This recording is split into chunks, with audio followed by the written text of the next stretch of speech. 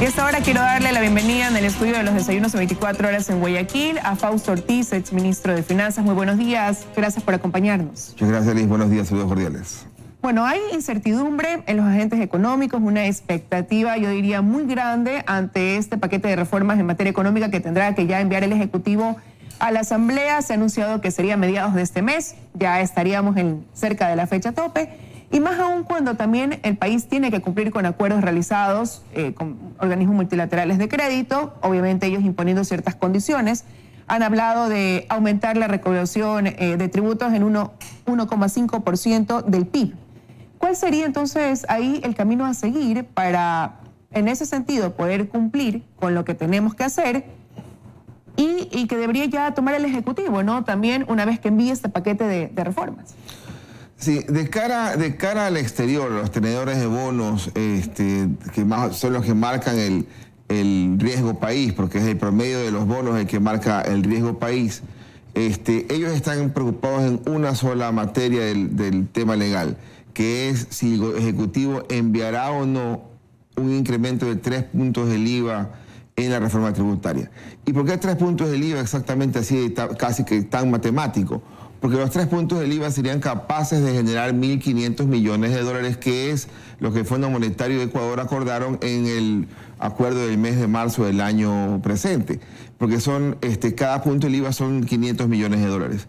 Y luego entonces hay que ir viendo si es que el gobierno plantea esa ruta o quizás cambia de opción para tratar de compensar esos 1.500 millones con alguna otra medida. Esa podría ser la razón por la que se están tomando tanto tiempo en el análisis para enviar este paquete de reformas, el hecho de que subir 3 puntos del IVA suena a una medida impactante, fuerte para el ciudadano común y corriente. Son 3 puntos de golpe que se van a subir y el gobierno durante ese tiempo ha venido demostrando como que no fuera muy partidario de tomar una medida como esta. Incluso dentro de la Asamblea ya se escuchan posiciones de que no aprobarán la subida del IVA por ser una medida precisamente de afectación de la ciudadanía y también con un alto costo político. Sin lugar a dudas es una política que va a impactar la débil credibilidad o la débil posición del gobierno en el entorno político. Pero ¿qué otra alternativa tiene para generar esa cantidad de recursos? Es claro que en el año que tiene ya el ministro Martínez se le ha hecho difícil recortar el gasto corriente. Ha hecho un esfuerzo enorme bajándolo con relación al año previo cerca de 80 millones de dólares y es el primer año que la tendencia ascendente se aplana y se resbala un poco. La meta original eran 500 millones de dólares, lo más probable es que cumplan la meta planteada y renovada, que fueron un recorte de 200 millones de dólares. Pero por ahí hay que ir observando unas cuestiones. El año pasado el déficit fiscal fue 3.300 millones de dólares.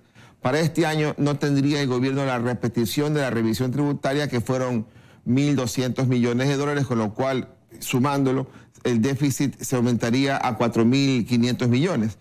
Pero el gobierno también tiene que incorporarle 1.200 millones de dólares que agregó el 40%, que lo volvió responsablemente este gobierno a ubicar en el presupuesto del Estado, el 40% para el Seguro Social, con lo cual el déficit fiscal, haciéndose sumatoria, podría llegar a 5.200 millones, pero el gobierno ha hecho un recorte de 1.000 millones en lo que es gasto de capital. Entonces ahí estaríamos regresando a 4.200 millones, que sería el nivel esperado para el déficit fiscal en el año 2019, con la gran interrogante de si es que el gobierno tendrá capacidad de lograr 1.000 millones de dólares en concesiones. Pero eso estaba considerado para este año, para el 2019. Para el 19 y para el 20, pero en este año debería... Ya estábamos a 3 meses de terminar este año y es algo que, si bien se abrió la puerta a estudiar posibilidades, un concurso, pero no ha prosperado de la manera que quizás el gobierno esperaba. Entonces esa suma también habría que considerarla, porque ellos ya lo incluyeron. Claro, y habría que chequear si es que la salida del consejero Santiago Cuesta ayuda a que entren los 1.000 millones o complica la entrada a los 1.000 millones. Entonces estaremos en un rango entre 3.200 millones de dólares y 4.200 millones es el valor esperado del déficit fiscal para este año, cuando con el Fondo Monetario se conversaba una cifra sustancialmente menor, cercana quizás a los 2.000 millones de dólares para el presupuesto general del Estado. Bueno, pero ¿hasta qué punto podría ser el Fondo Monetario Internacional flexible con el Ecuador? Y lo digo basándonos en las 2 primeras revisiones, donde sí demostraron cierta flexibilidad, lo que en un momento dado se dijo podría ser contraproducente porque nos da esto de poder relajarnos un poco, pero nos va a pasar factura en los próximos años, cuando tengamos sí que compensar ese tema. Entonces, ¿hasta qué punto quizás es una tercera revisión que se va a dar en el mes de noviembre podría presentarse bajo esas circunstancias de flexibilidad? La de noviembre es distinta a las dos anteriores, porque las dos anteriores eran cuantitativas, es decir, vamos a ver cómo estaba el déficit fiscal en el primer trimestre, debió estar en 250, estuvo en 140, lo liberaron y dijeron en el segundo trimestre que acumule 50 millones y terminó en 690, es decir, el segundo trimestre el déficit fiscal fue mucho mejor porque apretaron bastante el acelerador y recortaron un poco atrasando algunos gastos. Pero la que viene en noviembre, esa es distinta, porque ahí tienes que ver si presentas la reforma del Código Monetario Financiero, si presentas reformas del Banco Central para limitar la compra de bonos del Estado, si presentas la reforma tributaria en donde se vea y se apruebe el incremento de los 1.500 millones de dólares. Entonces ya no hay forma de decir, los números están más o menos, porque ahora sí necesitamos ver si se puso o no se puso lo que se acordó para lograr un año 2020 en donde ya no simplemente hay un recorte del déficit fiscal, debería llegar a un superávit fiscal de más de 3 puntos de Producto Interno Bruto. Es decir, ese año 2020 es el fuerte, porque este año, si uno lo cuantifica, hay que pasar de 1.200 millones de déficit a cero de déficit, es decir, un recorte de 1.200. Pero para el año del 2020 hay que incrementar 3.000 millones de dólares de superávit. Ese año es entonces el complicado. El año 2020 es donde sentiremos con mucho más fuerza el impacto del ajuste económico y el gran golpeado será el crecimiento económico y por supuesto también el empleo y el desempleo. Ahora, precisamente esta semana estuvo acá el asambleísta Henry Kronfle hablando un poco su perspectiva sobre esas reformas que llegarían a la asamblea y él decía que hay que reducir los gastos dramáticamente y reducir también impuestos para poder dinamizar la economía, pues si se reducen los ingresos y aún más los gastos, se sigue manteniendo este superávit permanente, que es la primera regla, decía, para dinamizar esta economía. Pero usted hace unos segundos me acaba de decir que al gobierno, al ministro Martínez, le ha resultado muy difícil disminuir ese gasto corriente. Y la pregunta es, ¿por qué? Porque ¿cuáles son las trabas que ha encontrado en el camino para reducir ese gasto? Sí, veamos qué es lo que ha recortado. Ha recortado nómina, digamos, por un momento, el año completo, 200 millones de dólares. Que era un paso que se tenía que dar. Era un paso más largo de 500 millones y ha hecho un paso corto de 200, pero es un buen paso, digamos, es un buen inicio porque venía siempre ascendente. Luego, ¿qué más ha recortado? Bienes y servicios, gastos, agua, luz, teléfono, del sector público, se siente que hay una reducción. Pero esas dos reducciones, ¿verdad?, se palidecen al lado del incremento en los 1.200 millones de dólares que tuvo que hacer el gobierno como gasto corriente con transferencia de recursos para el Seguro Social por el 40%. Es decir, ya todo lo que el esfuerzo del gasto corriente se neutraliza con el 40% de las pensiones. Luego, ¿qué otra cosa más ha ocurrido en el gasto corriente? El rubro de intereses de deuda. Este año tendrá que aumentar por lo menos con relación al pasado unos 500 o 600 millones de dólares. Entonces ya el esfuerzo del gasto corriente disminuye.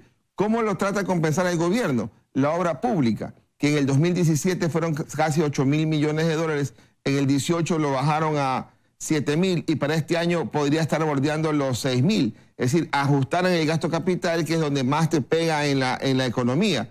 Y no es un gasto capital que se ajuste y sea sostenible en el tiempo.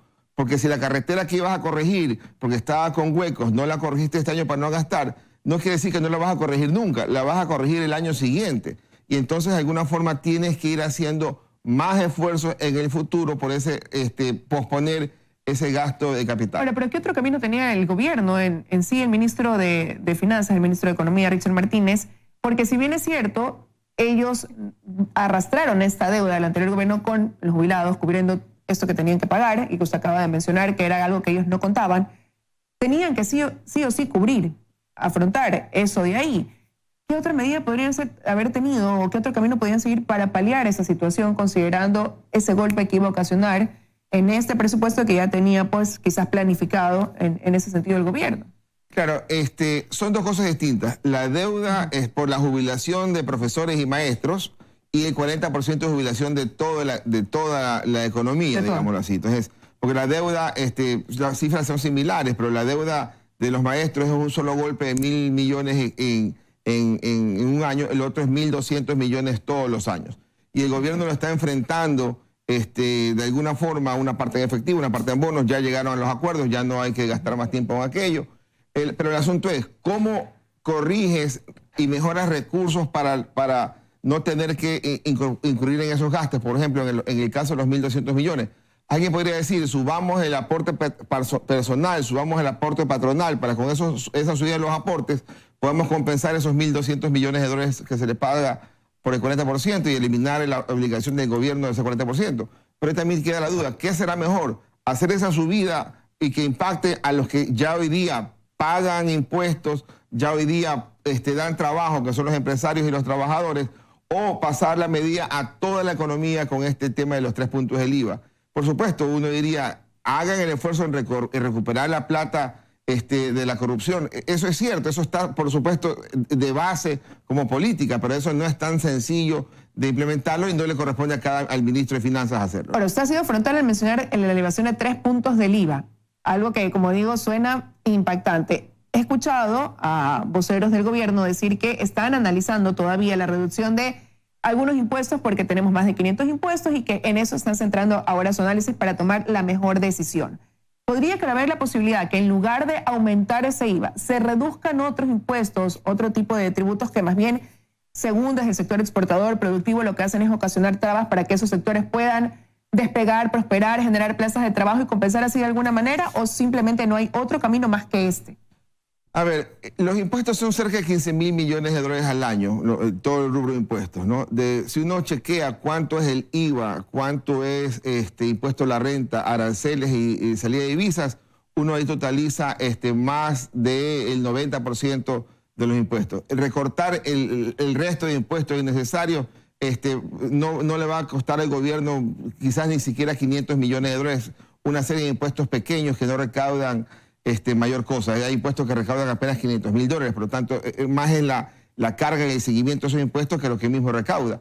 Pero eso es un tema que hay que hacerlo y seguramente va a ir apareciendo esa eliminación y depuración de impuestos innecesarios.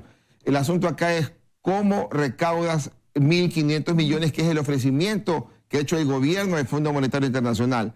Y no le han puesto el nombre y apellido, no le dijeron 3 puntos del IVA, pero sí dijeron en la meta estructural 8 y 12, le dijeron hay que recaudar 1,5% del Producto Interno Bruto hasta 2% del Producto Interno Bruto a través de impuestos indirectos más que directos. Y cuando se habla de impuestos indirectos, eso es impuesto al valor agregado. Por lo tanto, la gran duda es, ¿irán en esa ruta o tratarán de encontrar una alternativa que sea menos vistosa y que los dañe políticamente, pero quizás al final del día sea más costoso? Y ya para finalizar, ¿qué nos espera? ¿Cuál es la proyección de cómo va a terminar el país con este riesgo país, considerando que en febrero, cuando se llegó a este acuerdo con el Fondo Monetario Internacional, bajó, se ubicó más bien en 500 puntos, de ahí tuvo una subida que llegó casi a los 700 en el mes de agosto, y ahora más o menos se calcula que está en 634 puntos. Entonces, ¿cuál es la proyección en ese sentido? Sí, hay que estar claros, el riesgo país tiene que ver muy fuertemente conectado con el precio del petróleo. Si el precio del crudo ecuatoriano sube, el riesgo país tiende a bajar. ¿Por qué esa vinculación inversa? Porque el inversionista considera que si el precio del petróleo sube, el gobierno va a tener más recursos para enfrentar el pago de la deuda, por lo tanto la percepción de riesgo disminuye. Y también en las últimas semanas tuvo un impacto negativo del riesgo país ecuatoriano porque se asemejó a lo que ocurrió en Argentina, un país con un programa casi que copiado con el Fondo Monetario Internacional, que entró en un proceso electoral muy malo para el gobernante actual, para Macri. Entonces eso puede complicar la sostenibilidad del programa, y eso lo hemos de alguna forma heredado, aunque está bajando la conexión. Bueno, hay expectativas, estaremos pendientes de cómo transcurrirá en estos últimos meses del año en materia económica y qué es lo que le espera al país en ese sentido. Quiero agradecerle su presencia esta mañana aquí, Fausto. Muchísimas gracias. Saludos cordiales.